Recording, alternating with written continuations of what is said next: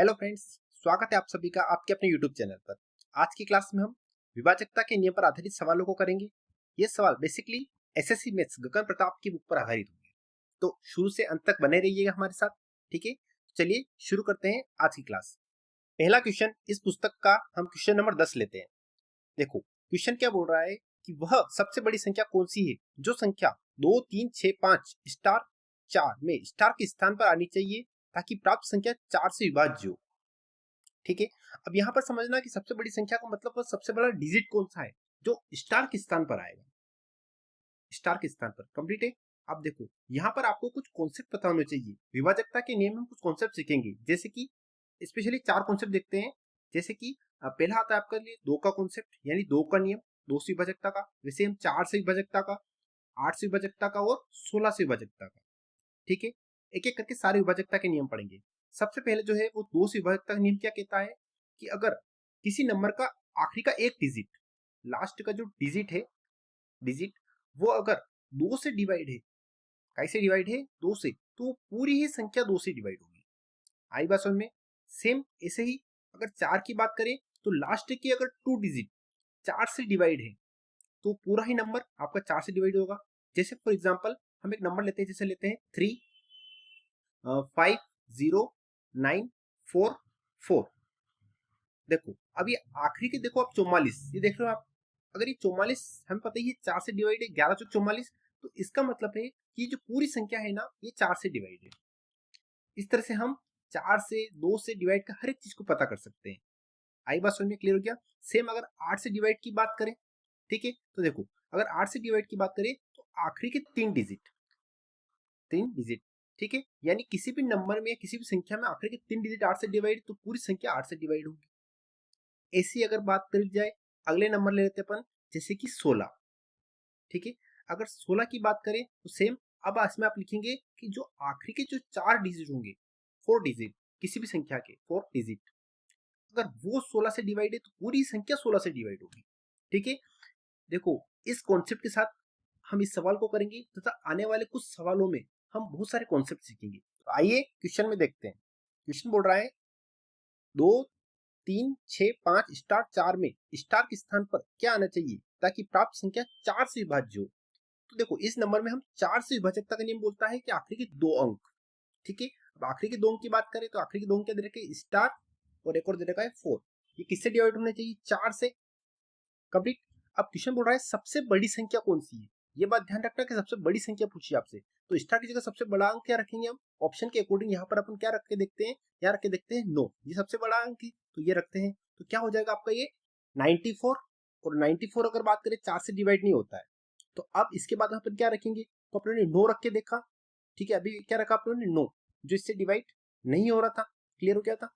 तो इसको तो हम क्या करते हैं, ये तो हो गया आपका कैंसर। अब उससे छोटा नंबर कौन सा है, 8, 8 को रखते देखते हैं, तो ये हो गया आपका 84। अब 84 को अगर 4 से डिवाइड करें तो ये क्या आ जाएगा आपका 4 दूना 8 और 4 एकम 4, यानी ये डिवाइड हो रहा है। इसका मतलब है कि स्टार के स्थान पर अपन क्या रखेंगे 8, क्या रखेंगे 8, तो यही आपका आंसर होगा। ठीक है, और एक बात का विशेष ध्यान रखिए, सबसे बड़ी संख्या कौन सी है, सबसे बड़ी संख्या पूछी है आपसे, सबसे बड़ी। यहाँ पर अगर हम 0 रखते ना तो वो भी 4 से डिवाइड होता। ठीक है, बढ़ते अपने नेक्स्ट क्वेश्चन की तरफ। उम्मीद है आपको समझ में आया होगा।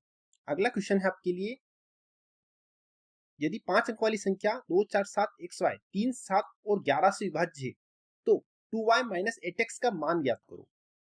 अब बच्चों यहाँ एक बात समझना कि क्या दे रहा है वो, 2 4 7 XY। ठीक है, 3 7 और 11 से विभाज्य होना चाहिए, 3 7 और ये हो गया आपका 11। अब ये चीज समझना कि अगर ये नंबर 3 7 और 11 से डिवाइड है तो उनके एलसीएम से भी डिवाइड होगा। और 3 7 11 की अगर एलसीएम की बात करें तो देखो इनका गुणा ही इनका एलसीएम होगा। और इनके गुणे की बात करें, तीनों सातों 21, 21 इंटू 11 करेंगे तो कितना आएगा आपका 21 से कम 21 यानी 231।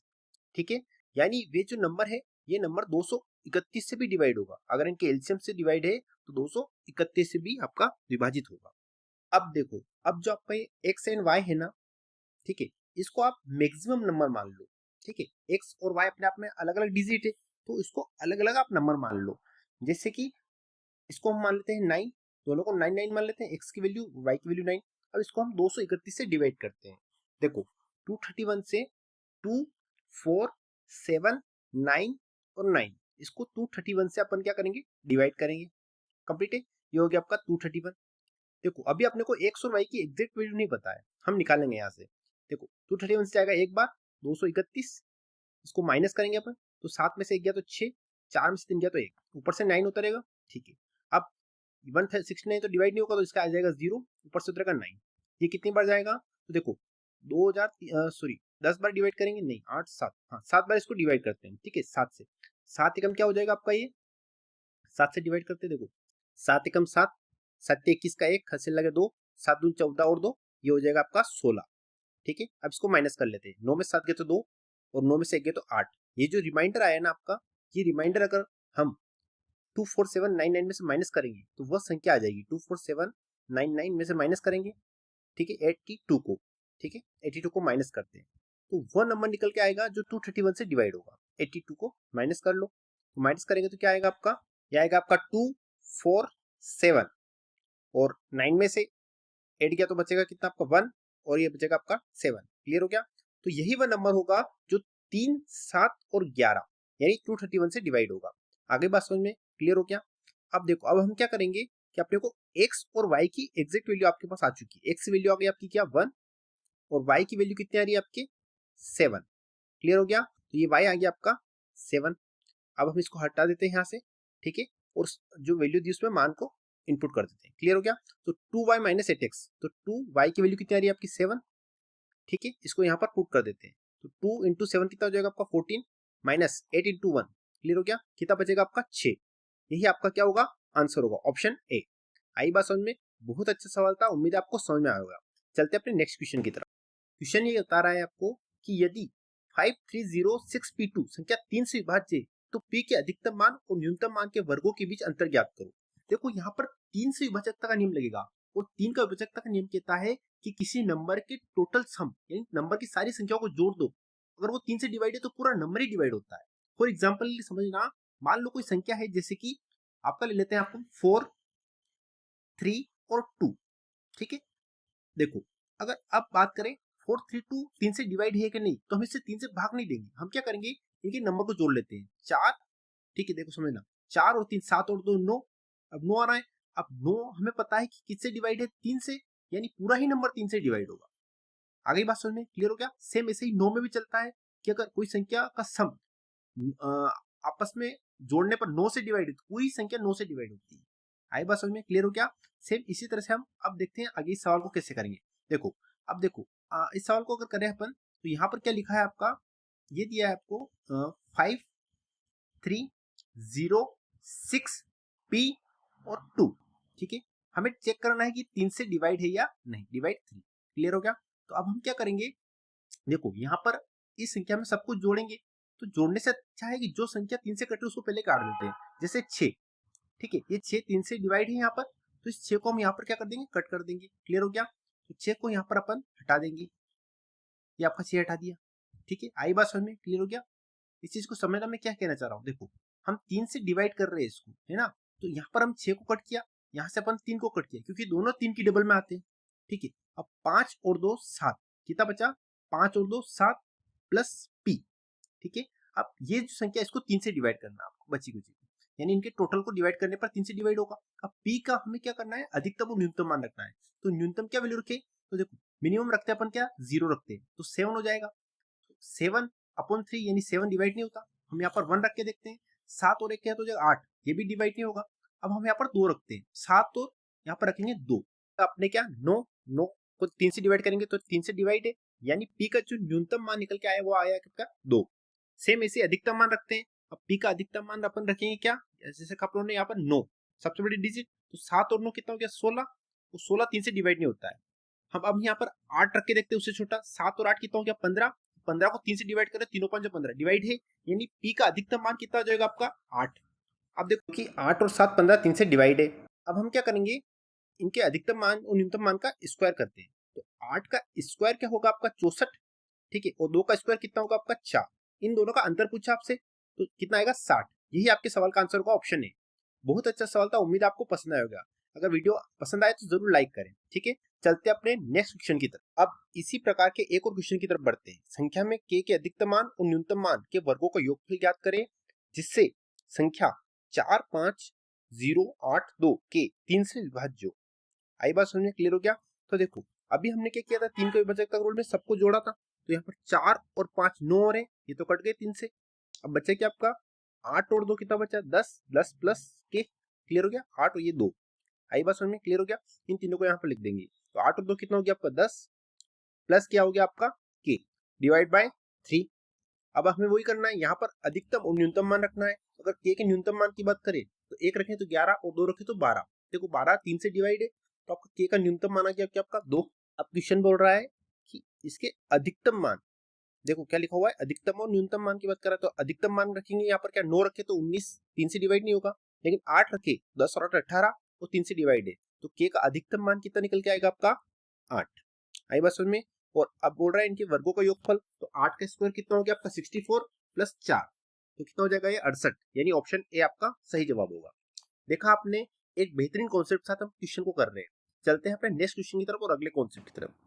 देखो इस क्वेश्चन में आपको एक शानदार सा कॉन्सेप्ट हम सिखाएंगे। 7, 11 और 13 ये स्पेशल नंबर है, ठीक है? तो 7, 11, 13 का विभाजकता का नियम अगर देखा जाए तो जो इनका एलसीएम होगा उसी से निकलेगा। तो देखो 7 और ये हो गया आपका 11 और ये हो गया आपका 13, यानी अगर हम इनका एलसीएम ले, क्योंकि ये आपस में देखो एक प्राइम नंबर है ना, आप देख रहे होंगे ये सारी क्या है अभाज्य संख्या है, प्राइम नंबर है, तो इनका जो गुणा होगा यानी इनका मल्टीपल वही इनका एलसीएम होगा, क्लियर है? और वही नंबर होगा जिससे वो संख्या कोई डिवाइड होगी, ठीक है? तो अगर इनके गुणों की बात करें तो 13 7 कितना हो गया आपका 91, 91, ठीक है? और 91 में 11 का इंटू करते हैं, देखो ये हो गया आपका 91 और ये होगा आपका 11।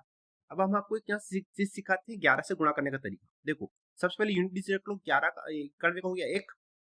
अब इसे 1 को 9 में जोड़ दो, 9 और 1 10 का 0, हासिल का बचा आपका 1।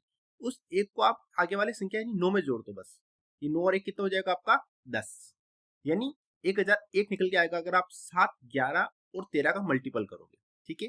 अब यहाँ पर जो 1001 जो आपको निकल के आया है ना, इससे भी एक रूल निकलेगा। क्या कॉन्सेप्ट है? तो एक फॉर्मेट को समझना कि अगर एक फॉर्मेट हो कि A B C, A B C and A B C, अगर कोई नंबर इस प्रकार से रिपीट आ रहा है कोई डिजिट, है ना, जैसे एग्जांपल 2 4 3, 2 4 3, ठीक है? 2 4 और ये हो गया आपका 3, तो अगर कोई संख्या ऐसी रिपीट होना तो वो 1001 से डिवाइड ही होगी, 100% सही होगा 1001।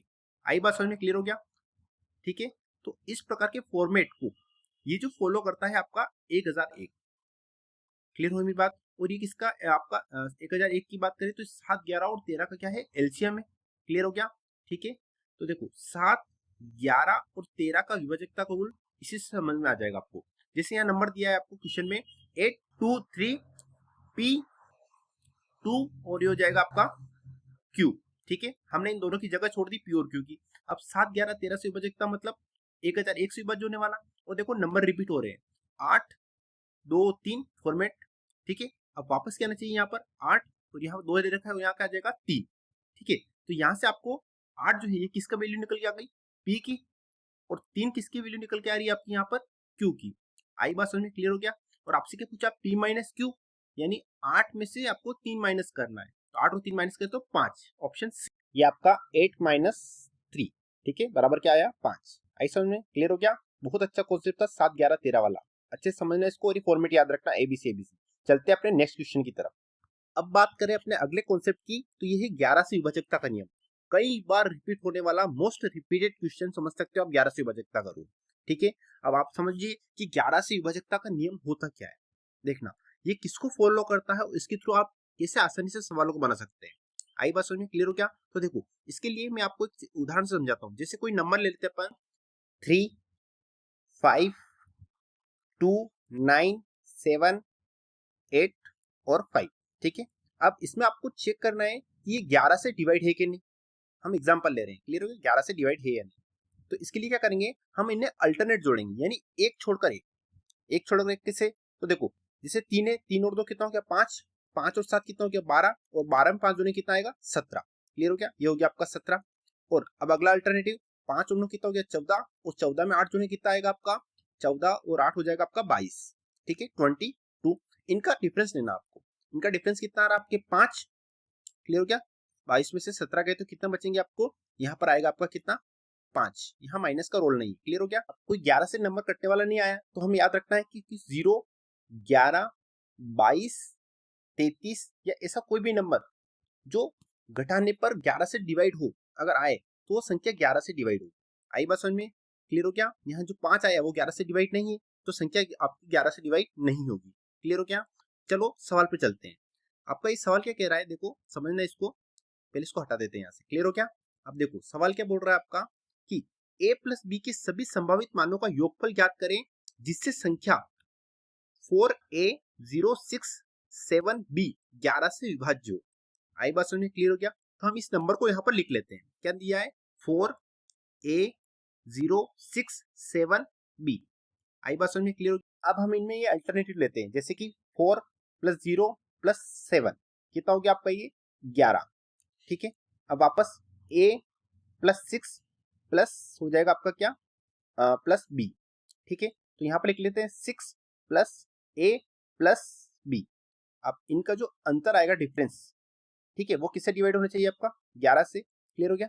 अब इससे रूल कहता है आपका यहाँ पर क्या आना चाहिए? 0 या फिर क्या आ सकता है आपका 11 या और बात करें तो 22। ठीक है, अब क्वेश्चन के अकॉर्डिंग हमें a + b की वैल्यू निकालनी है। ठीक है, इसके मान चाहिए तो हम क्या कर सकते हैं? यहाँ पर हमें इनका डिफरेंस चाहिए तो क्या 6 + ab जो दे रखा है आपको, इसको हम 11 की जगह और 11 को पीछे रख लें, क्योंकि वैसे भी डिफरेंस देखा है तो हम इसको आगे पीछे लिख सकते हैं ताकि जो आपकी इक्वेशन वो आसान हो जाए।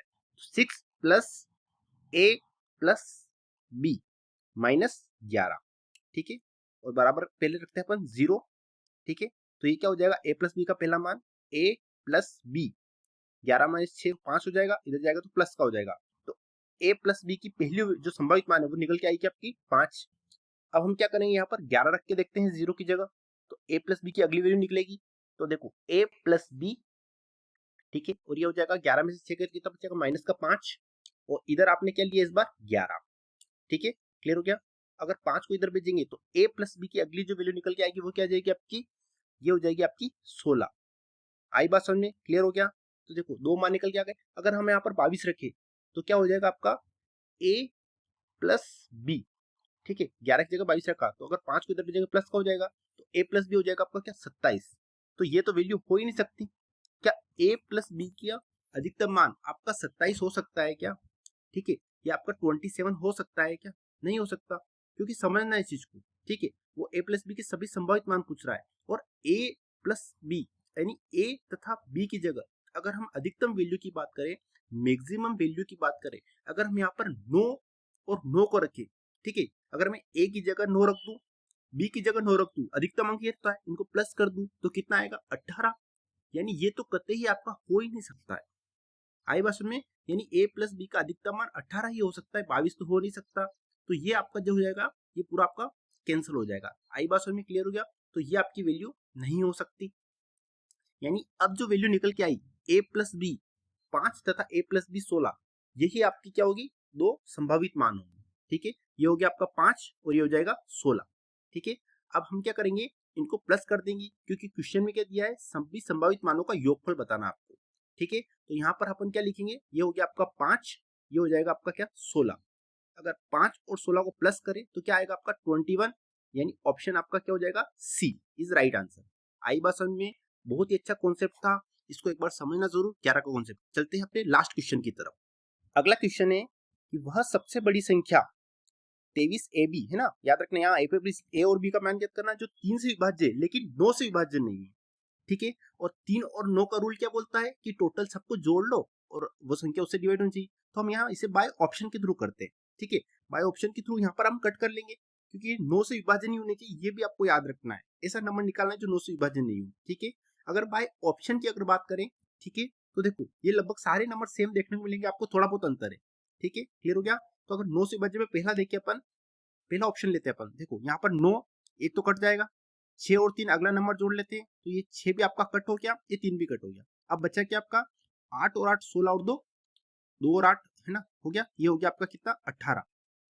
तो देखो ये 18 तो 9 से विभाज्य है। क्लियर हो गया? 3 से विभाज्य होना चाहिए, 9 से नहीं, तो ये 9 से कटता है, यानी आपका आंसर नहीं होगा। नेक्स्ट अगला ऑप्शन देखते हैं, अगला लेते हैं अपन ऑप्शन बी। देखो यहाँ पर ये 9 कट हो गया। अच्छा चलो एक काम करते हैं, देखो क्वेश्चन क्या बोल रहा है, सबसे बड़ी संख्या निकालनी है आपको। सबसे बड़ी संख्या की बात करें तो पहला ऑप्शन में 86 89 था, ठीक है, तो ये ऑप्शन था ही नहीं। अगला 96 88 है, ठीक है, 96 85 और 76 87, तो हम बड़े नंबर से ही ट्राई कर लेते ताकि जल्दी सोल्व। अगला ऑप्शन सी देखते हैं, यहाँ पर अगर बात करें तो देखो ये आपका 9 जो है ये कट रहा है, आपका 9 से डिवाइड हो रहा है, ये तो होगा नहीं।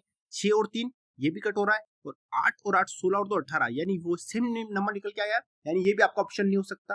वापस ऑप्शन बी पे चलते हैं, 9 तो हमने पहले कट कर लिया था। अब देखते हैं, देखो यहाँ पर अगला क्या होगा आपका, अगला देखते हैं 6 और 3, ठीक है, 6 और 3 9 हो गया, ये तो आपका क्या हो गया, कट हो गया। लेकिन 8 और 2 10 और 5 15, ठीक है, यानी अब आएगा क्या आपका 15, और ये 15 क्या आपके, यही आपका आंसर होगा, क्योंकि 15 9 से डिवाइड नहीं है, ठीक है, यही आपका ऑप्शन भी आपका सही जवाब होगा, क्योंकि ये 3 से विभाज्य। देखो तीनों पांचों क्या होता है आपका, 15 3 से डिवाइड होता है, लेकिन ये 15 9 से डिवाइड नहीं होता है। उम्मीद है आपको समझ में आएगा, बहुत अच्छा कॉन्सेप्ट था। तो कैसा लगा आपको आज का आपको वीडियो, ठीक है, आई बात समझ में क्लियर होगी।